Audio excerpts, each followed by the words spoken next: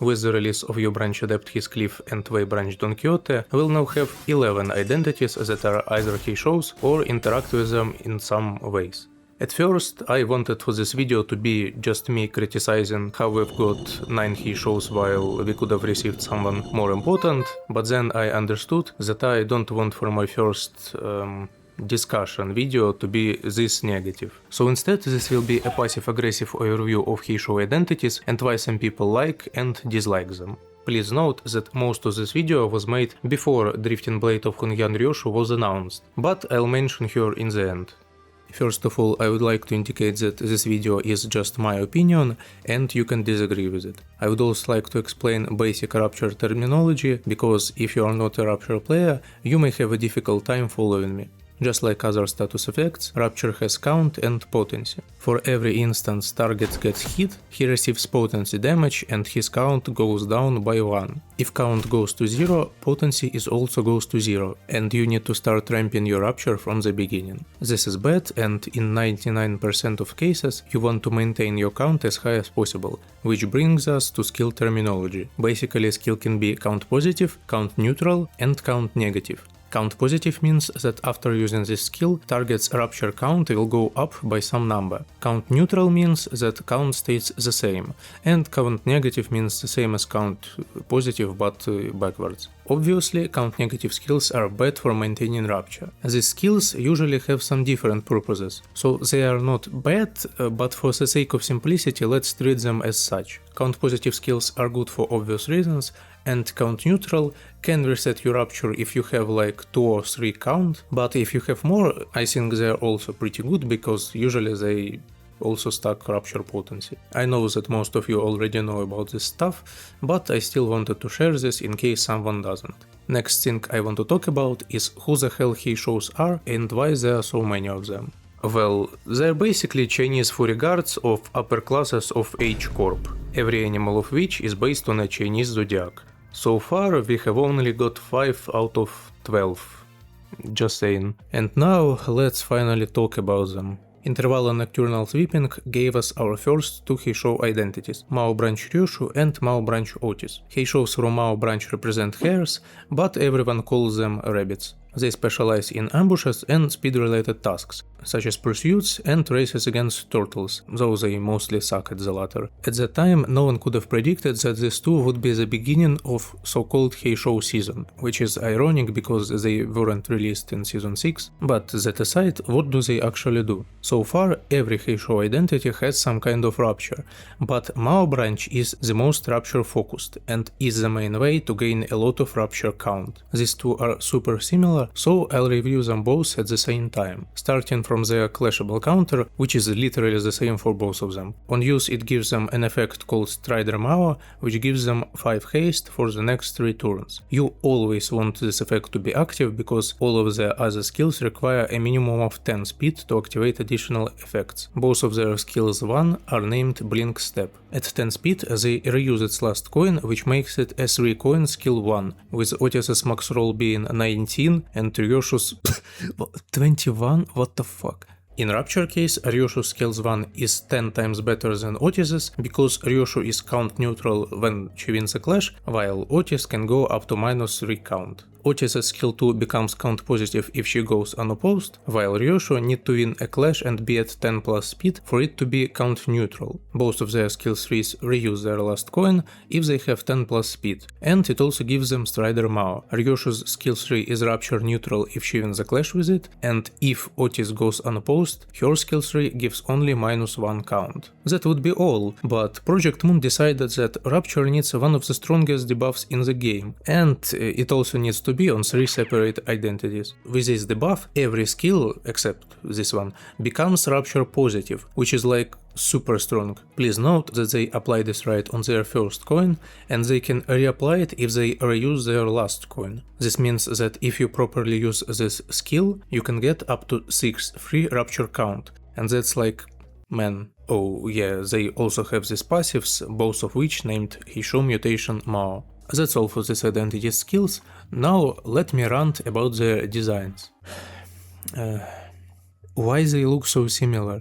They have minimal difference in their skills effects, they have the same speed, the same health, this is the most hard to differentiate IDs in the game. You can't fucking understand who is standing in front of you, unless you look at the character's portrait or zoom in like crazy. If Project Moon wanted to show us that all of Heishous are the same aside from adepts, I think they could have come up with a different solution. But okay, I think you all probably already heard about that, so let's move on. We have a lot left.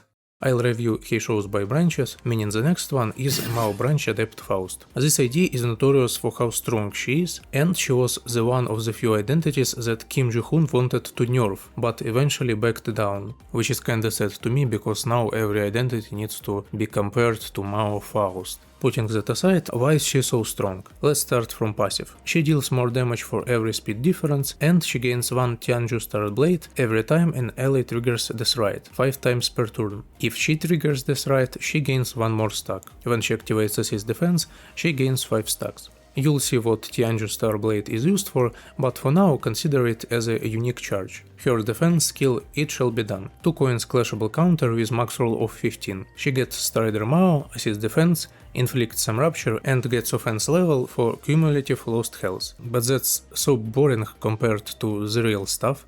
The real stuff being assist defense and her defense skill 2, which I'll explain a bit later. Her first skill... well, actually, let me just show you real quick. I think further explanations are unnecessary. Her skill 2, Clearing the Path, My Lord. It doesn't have 10 plus speed conditional, instead she gains coin power if she is faster than target by 3 or more. The rest you can see for yourself, I am not reading all that. Just know that without this right, it's count neutral if she wins a clash with it. Her skill 3... well, this time I'll need to read all that for you to see how busted it is. The core aspect of third skill of Mao Branch remains the same. It gives Strider Mao, reuses last coin on 10 plus speed, and inflicts this right 2 times. This skill is already insane, but that's not even the best part. At combat start she gets assist defense, and at 10 plus Tianju Star Blade she instead activates her powered up third skill, Ascendant Heishou Mao technique called Splitting Manifestation.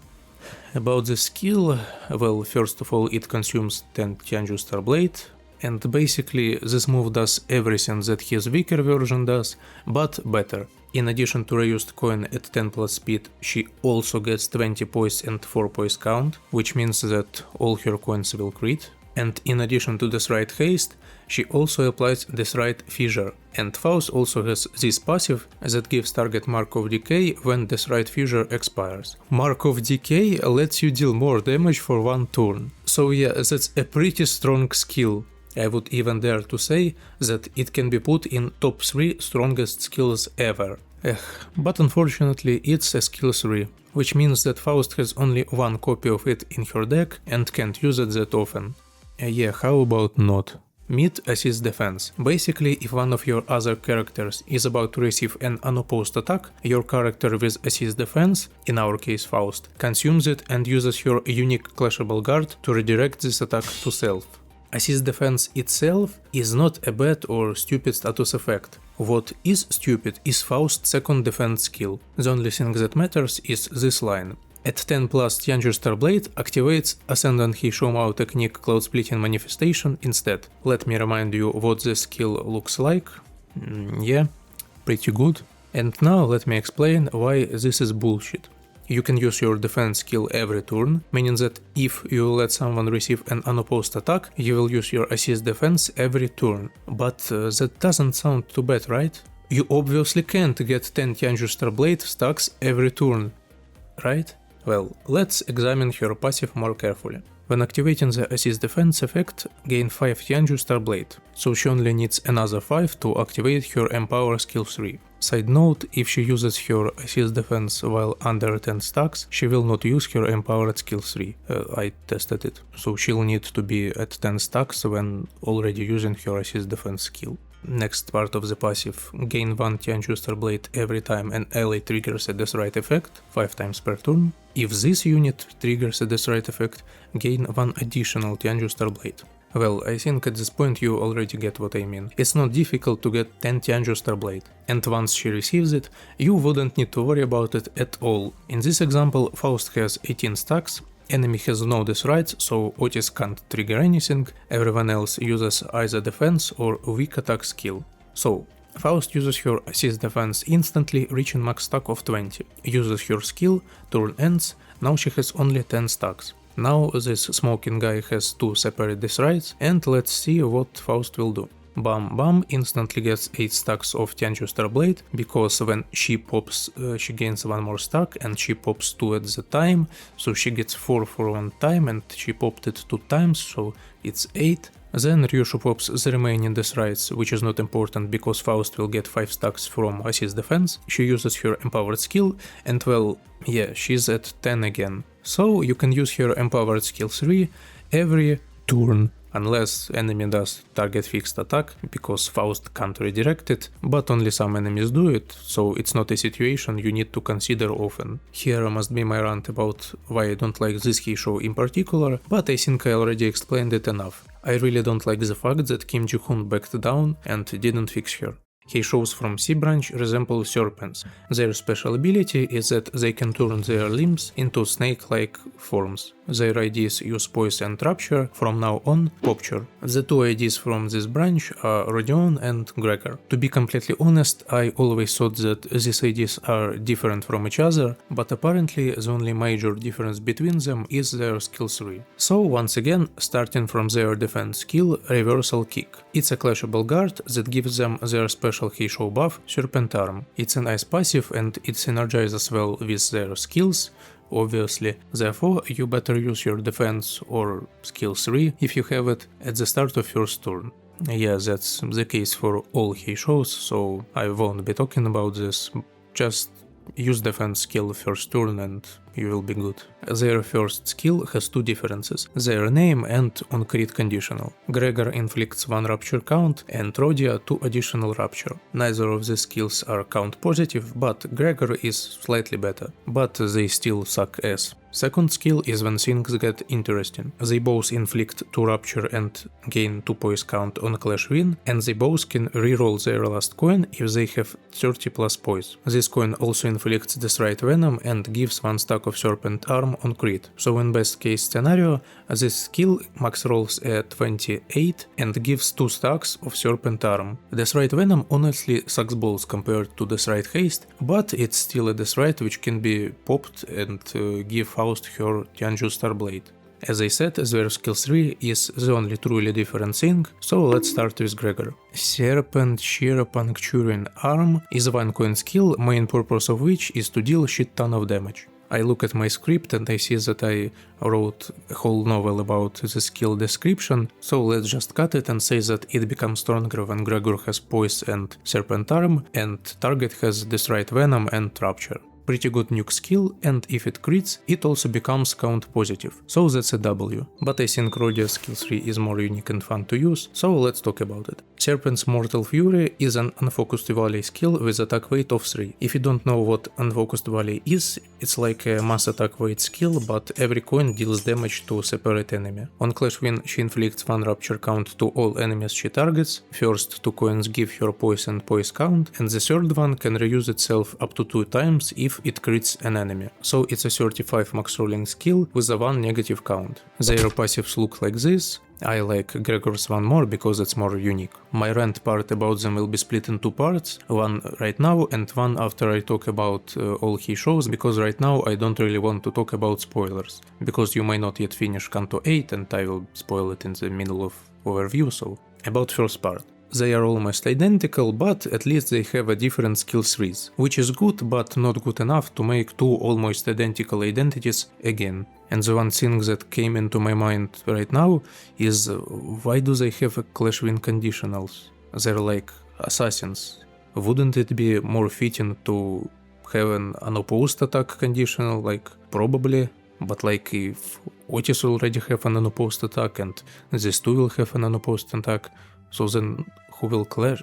Either way, this is my most hated Heishou IDs, and I'll talk about it in the second part of my rant, but I just hate them, I can't stand them, they're fucking...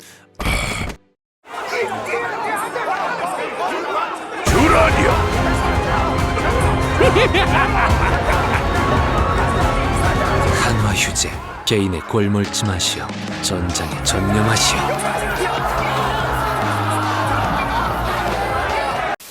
Mao Branch adept Yisang is a tremor Rapture identity, which sucks at Rapture, but more on that later. And he is from Mao Branch. They represent steeds or horses, so they're like centaurs. His defense is a clashable guard that removes one of his debuffs at turn end, and it gives him Strider Wu. At turn end he receives 2 haste and aggro based on his Strider Wu stacks multiplied by 2. Before attack, he inflicts tremor potency based on his Strider stack with max of 6. His first skill can receive up to 2 coin power if he is faster than an enemy and if an enemy has some Rapture. On Clash Win he inflicts Bind, and it's a Rapture negative skill, so it sucks. Unless you play Tremor, which is not the main topic of today, so I'll not be focusing on it so much. His second skill gets 1 coin power if he is faster than an enemy, and if he is faster than an enemy by 2, the skill deals more damage based on the stack of the lane breaker multiplied by 20. Count neutral skill with a max roll of 20.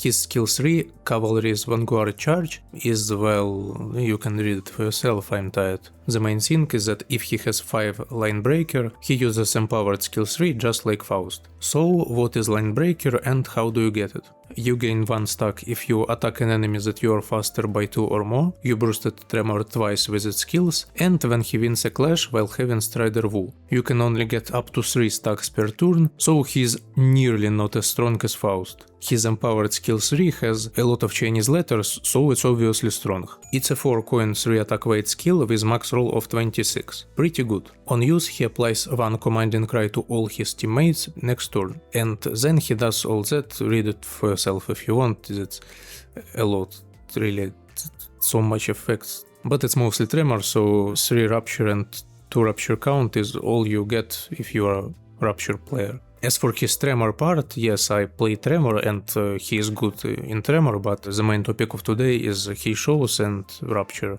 Although every Heishou from now on is not as Rapture focused as Mao Branch and Mao, so yeah. The only way to make his skills count positive is to have Strider Wu use second skill for 2 haste he gives next turn, and with 4 haste he may have 10 plus speed, so he can proc this right haste, and yeah. He also gives a lot of buffs to Family Hierarch Ishmael, who is kinda also part of the Heishou team, but this video is long enough, so we'll throw her away this time. I think this idea is cool and I don't really hate it. He just was our 6th Heishou we received, and at that point I really didn't felt hyped up about new Heishous. But putting that Heishou slop stuff aside, he is cool and I think this is my favorite Heishou ID that Project Moon released. He's not the best in terms of power, but he is at least based on a character, yeah. Wei Heishou pack is based on a sheep, or a ram, or a goat. In any case, what do? The wiki states, they fight with ferocity born of terror, as their mutation instills them with a desperate fear when their master issues an order, akin to that of a predator chasing from behind. Such is their fervor that they have difficulty stopping their rampage, as their eyesight also deteriorates during their frenzy and prevents them from properly identifying friend or foe. Cool, more chaos and suffering. Anyway, the only one member of this team for now is Don Quixote, she's Rapture and Rinkin, and she wields 2 tonfas, that's a weapon from Shadow Fight. Okay, let's talk defense skill. A 16 max roll and 2 coin clashable counter that gives her Heishou status called Bargainin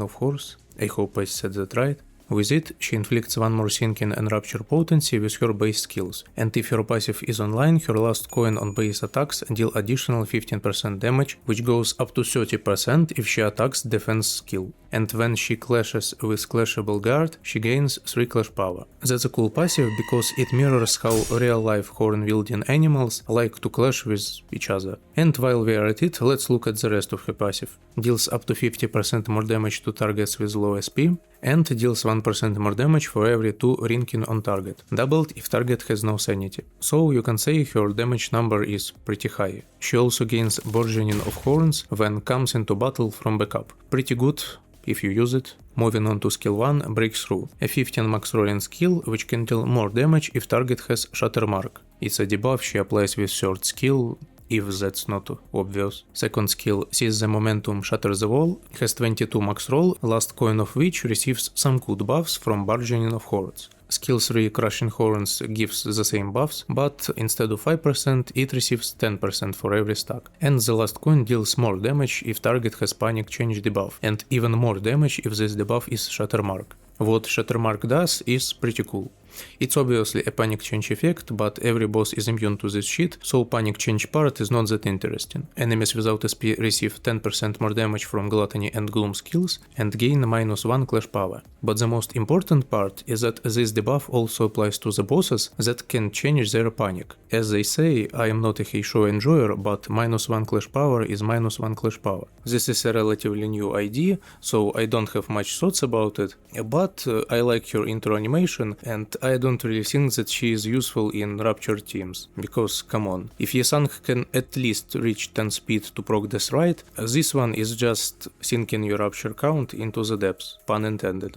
Heishou pack consists of roosters, or for the lack of a better word, cocks. They fill the role of berserkers because they get buffs at low health and their third skill have unfocused volley, and the same name. They are hybrids of Burn and Rapture. Brapture. Mao Branch Sinclair or Cochlear is the ID we received for free during Spring Cultivation. He is S in Rapture count application, and as a Burn enjoyer, I can certainly say that these two IDs are better in Burn teams than this Cock. I don't want to fully review this guy because his cliff is just a better version of him, so let's speedrun it. Defense skill 2 coin clashable counter gives Cochlear his branch's buff Blood Flame, Rapture negative. First skill O Let the Smell of Burning Blood is count negative. Skill 2 Fuel My Rage, which is the continuation of the name of the first skill, can reuse last coin if he has Blood Flame or he is at 50% HP or lower, count negative either way. Skill 3 Blood Flame Massacre is an attack evade 3 unfocused volley 4 coin skill. It is Rapture negative, but it's the first ever Wrath Heishou skill, so at least he can provide Wrath. His passive requires 3 Wrath and Gluttony, so there is no way you're activating it in Rapture teams, but if you somehow manage to do it, he can inflict more burn to targets that have 7 plus Rapture. If he has burn, he receives all that, but the only normal way for him to receive burn is to lose clashes, which can be difficult at times, and he can get up to 3 offense and defense level for every 20% of missing health. He also can't be staggered or die from burn, but it's only helpful against enemies with burn, because there is no way you will lose so much clashes that your Cochlear will burn himself to 1 HP. And that's all, let's move to more dominant Cock. I played a bit with Cockleaf, and I can say that he's pretty damn fine, so let's analyze his kit properly this time. Starting from his Heishou buff, Blood Flame. This unit deals +1 more Rapture and Burn, heals a bit of SP when staggers or kills an enemy, and receives 1 offense and defense level up when at max SP. He receives this buff from, you guessed it, defense skill, but firstly let's look at his passives, because he has 4 of them if you count his support passive. First of all, he can't die or be staggered from burn damage, which is important this time because he can inflict a lot of burn on himself. Then, in case you've played with fire too much and you're about to get killed, he has a Death Defiance which works one time and heals him up to 49% if he has at least 29 burn. Then his passive that you need to activate, Bloody Storm of Blades. I tried to say it with a British accent, but I can't. On turn start, it gives him up to 3 defense and offense level based on his lost HP. It also allows him to receive his unique adept Heishou resource called Battle Blood Instinct. With max stack of 20, it gives him plus 0.75% more damage for every stack and up to 2 haste for every 10 stacks. Nothing hard or game breaking, but it's a good buff. His support passive is this, and now let's look at his skills. His defense skill is a 2 coin clashable counter. It can roll up to 16 and deals up to 30% more damage for every 3% of his HP he cumulatively lost in this encounter. First skill, Peckham, a 14 max rolling 3 coin skill, which gives him and his enemy 1 burn potency and count at clash start. But remember that Blood Flame increases burn application, so he gives 2 potency and 1 count just from starting a clash. Skill 2 Mutilating Talons does the same thing. His last coin gives his cliff 3 burn and 1 count, deals 2% more damage as Wrath for every burn he has, and if he has Blood Flame or he is at 50% HP, he reuses last coin. Skill 3 Blood Flame Massacre has Unfocused Volley, deals more damage for every burn on self, every coin except the last one, gives enemy and his cleave 2 burn potency, and every head's hit, his cleave receives burn damage by his potency if he is about 50% HP. Last coin inflicts 3 Rapture count and deals up to 20% damage dealt by this coin as gluttony damage to all targets he attacked. And of course, as an adept, he has an empowered skill 3, which procs if he has 20 Battle Blood Instinct. It deals 3% more damage for every burn he has up to 60%, which is a lot, and he also deals 1% more damage for every missing 2% health he and his target misses. His coins apply to Rapture count and burn count, then just to Rapture, and the last coin will be reused if he has 20 plus burn or at least at 50% HP and lower, and it also deals 20% of this coin's damage as a rush damage to all targets he attacked, and he also heals based on this rush damage. Whew. So, what do I think of him? Honestly, I like him a lot, but for different reasons you may think of. I won't use him in my Rapture focused Heishou team, because he has bad Rapture count application, but if I were to put every cool Heishou in the team, I think he stays right behind Foust in terms of power, at least for me. The most important part in his kit for me is his burn damage and potency application, because he inflicts a lot of burn potency. His not empowered skill 3 gives 9 potency to him and his enemies in total, which is a lot for one skill. So yeah, Blood Flame is a really good passive on him, but what if instead 1 more potency he inflicted 2? Meet Holiday, a very good contender to replace Body Sack if you are using Mao Branch Heathcliff. First of all, this ego itself applies a lot of debuffs based on Gluttony Resonance, which as you know is not a problem in a Heishou team. But the most interesting part of this ego is its passive. When this unit has a status effect or a negative effect, and if the main target or the attacker has a positive effect, inflict +1 more of every debuff potency to self and enemies with skill or coin effects. So his cleave, who will almost always have a positive and negative effect, will deal even more potency to his enemies and himself, which is crazy good in my opinion. With this passive he becomes one of, if not the best, burn potency appliers in the game. Yes, his skill 3 has Unfocused Volley, but I still think it's very good. As for my rent part, I don't think he will be a good addition in a Rapture team, because, well, you know. Oh, and I almost forgot. I like when these cocks use their skill 3, and in its voice line they're like ba ba ba. That's very funny. And now we finally arrived to the Lord of Young Hunghu, the John Heishou himself, and the one who I can blame for being the only reason why we still get Heishous in the first place. As for analyzing his kit, just no. Just look at this guy. He has 7 unique status effects. I wasn't joking when I put biblical levels of greed text over his face in the thumbnail. He's the embodiment of greed, gluttony. I will only talk about things that make him a, well, leash holder of all Heishous. So I'll briefly discuss his one passive, the Heishou Lord, his defense skill and his skill 3. The main thing about him, in my opinion, is his combos with Heishous and retreat mechanic. When he uses defense skill, he commands his most damage Heishou to go in reserve, and when another Heishou comes from reserve, it uses unopposed skill 3. And that's basically all I can say regarding his retreat mechanic. But his combo part, oof. First of all, his status leash holder of all Heishou has a max stack of 11, which basically guarantees that eventually Ishmael and Mersault will receive a Heishou ID too. It gives him a ton of buffs based on how many Heishous are in the team. In total, if you have 9 available Heishous, you will receive 5 max speed, 2 min speed, 9% more damage, 5 defense level up, 3 offense level up, and he gives 1 damage and offense level up to all Heishous. 10th and 11th Heishou will just add 2% more damage to his damage. In my opinion, I think that it's insane that it all comes from one status effect, especially his speed buffs. He can just roll 13 speed in his first turn. What the fuck. He also gains buffs if Heishous had died, and you can sacrifice Heishous to make him very strong, but it's not worth it in my opinion, unless you specifically try to make Hunghu on steroids. The last part of his passive gives him plus 5% more damage for every Heishou bolus contamination. He can get up to 11 of this status, and let me tell you from the start that there is no way you will ever get 11 Heishou bolus contamination in a normal environment, because enemies will just die before you succeed Why, you ask? Well, let's see how he gets these bonuses. As I have said, Lord Hunghu is a very greedy boy, so instead of 2 skill trees like a normal person, he has 3 skill trees. Basically, he always uses his first skill tree, after which Heishou that is earliest in the deployment order makes an unopposed attack with their skill tree on the same target, after which Hunghu uses his second skill tree and combos with this Heishou. And after this, he will combo with this specific Heishou only if he comboed with every other Heishou on the field for one time. But if the Heishou he wanted to combo with is either dead or staggered, or there are just no Heishous on the field, he uses his third skill tree, on which I will not elaborate because it's also very huge and yeah.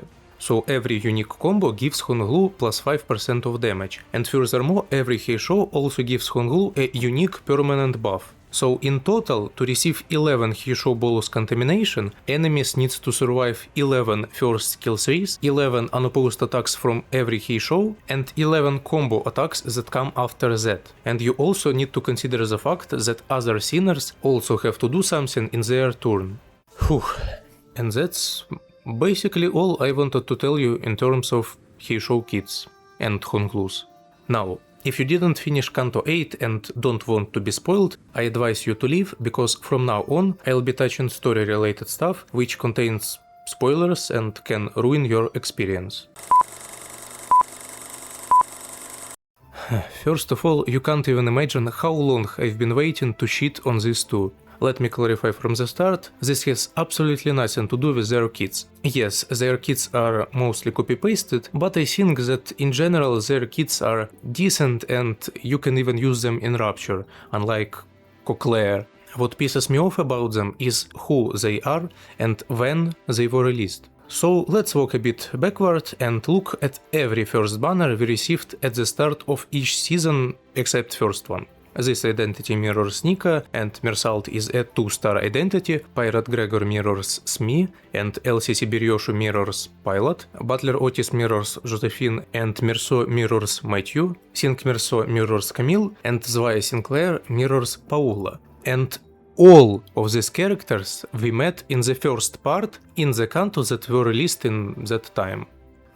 And now try to guess why I don't like C-branch identities. Yes, they're IDs based on Nauvan from the first part of the story and the second part of the story, but in the third part, in the last post-credits scene, they have 2 lines of dialogue.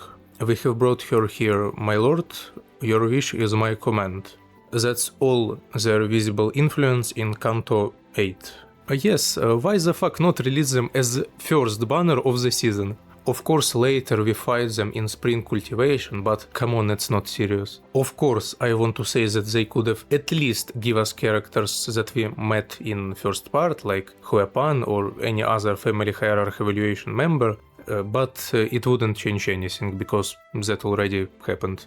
I just want to know why they couldn't be released later after Kanto was finished, like Cock Heathcliff and God Don Quixote. Then our second banner was Foust, and besides the fact that she released so OP and still so OP that everyone is just telling that, well, just shard Mao Faust, she's OP, that's cringe. I hate it. Yeah. Besides that fact, she released as a solo banner, and mind you, that was at the part of Kanto 8 where we fought all family hierarchy evaluation members. So yes, I'll repeat myself, I think we needed some more family hierarchy evaluation members. Or fuck it, just fill the space with Heishou at some point, why not? I just don't like that she's released as a solo banner, like, really. That's a second story banner, that's also important. And the last one I want to talk more about is Hunghu, because he is the reason why I had given up my hope and accepted the fact that most of IDs in the season will be Heishous. Don't get me wrong, I like Hunghu and I like his mechanics, but the fact that for his mechanics to work, projectmoon had to release 9 and soon 11 Heishou IDs in such a small period of time is super bad. Of course, you can say that he doesn't need all of the Heishous to work properly, and yes, it's true, but I can reply with, then why would you release more of the Heishous if he needs only 7 of them, I don't know. As I was saying, there is no way Hunghu combos with everyone in one battle, even if this battle is super duper long. If you play Limbus, you know that skill 3s are not that often. Well, and here is my last and probably the hottest take, or the coldest, I don't know. I think some of the Heishous need to be a little bit weaker and they need to be a 2 stars. If you don't notice or didn't pay too much attention to it, every ID in the season was 3 star, even if this ID perfectly fits for a 2 star goon identity. I know that this is a stupid thing to ask, considering what I said before, but if you don't have any Heishou identity, who would you rather craft? Mao Faust or Mao Ryoshu, or Otis, or U Branch Sinclair, or C Branch Rodion, or C Branch Gregor? You get what I mean. I think if you want to pursue strengths, you will obviously craft Mao Branch Faust. And she's clearly stronger than Mao Branch Otis and Ryoshu, in gameplay and in lore. So why they all cost the same? That really doesn't make much sense to me, to be honest. Like, really. Oh yeah, and we also received only one non-seasonal ID, but that's not really the main topic of today, so just think about it. And that's basically all I wanted to tell you. I can whine a lot more about Heishous and how they ruined Season 6 for me, but that wouldn't change a thing because, well, season is already ending. So let's leave it at that. I must remind you that all of that was my personal opinion and you can disagree with me and I can be wrong, so you can correct me if I'm wrong in comments, yeah. I just hope that you at least understand why some people may not like that much basic soldier ideas, because, yeah, if you don't count Zilu, Foust and Wei Yisang, they're all just no one from the story and they're just basic goons, like T-Corp collection stuff, or K-Corp guards, or etc, etc, you got it. I'm sure I've missed a lot and structure of my script wasn't as good as others have, but I need to start somewhere and I started. Yes, that's pretty simple. If you want to do something, you need to do something. I like these types of videos and I'm sure you know who I took inspiration from. I just hope that it didn't seem like I copied Esgu's editing style 100% of time. And even if it did, I hope it was watchable. Now, by all means, this video ends here, but I also recorded my reaction to Drifting Blade Ryoshu and I didn't know where to put it, so I threw it in the end of this video. The only thing I edited was my stutterings, so it's mostly low effort raw footage, so feel free to watch if you want. Bro, I can't believe it. projectmoon released not a Heishou identity. Limbus Company. 지켜야 할 사람을 지키지 못한 나는 무얼 되면 좋지? 내 놈은 알고 있나? 그래. Yeah, that's the you.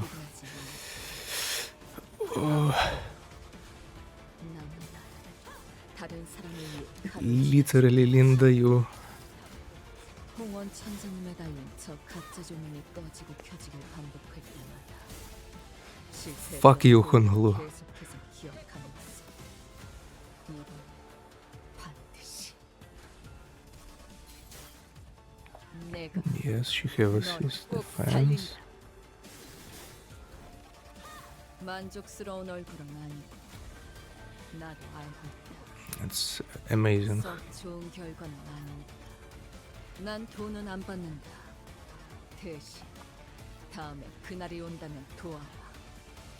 대관원의 그놈 모가지를 칠 그날. Yo.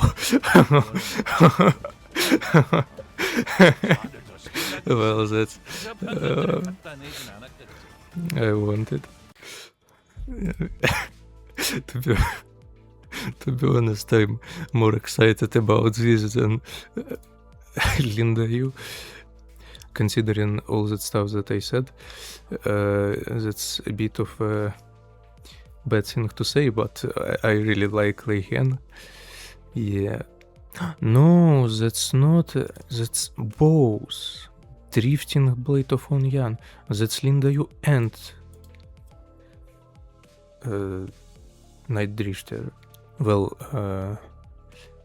in one side they released two Heishous from now as two separate identities, and they combined two story characters into one ID, but I am just happy that we have that we have Linda Yu and Night Drifter ID at least.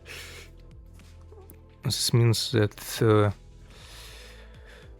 we won't receive family hierarchy evaluation IDs, and I'm fine with it at this point, but I still think that this season would be much better if they didn't release so much Heishous. It's, well, come on, we have 9 and at some point we'll have 11, probably at Spring Cultivation Bongak. If this is Night Drifter and everyone thought that Night Drifter will be releasing at Bongak, so we'll just have 2 Heishous probably as a Bongak IDs. Yeah. But that wouldn't be so soon. We'll have Ryoshu's Kanto and maybe some, and we'll have to go through all of other Bongaks. So yeah, I am pretty happy with how this season ended. I liked Cockleaf, I like this. Oh, this guy, yeah. I like this guy. So yeah, that's pretty much all of my thoughts. Kim Ji-hoon flexes with his 3D model again. Okay, it's so cute, so I just want to do it. Yeah, that's my CEO. Okay, that's all for today. I hope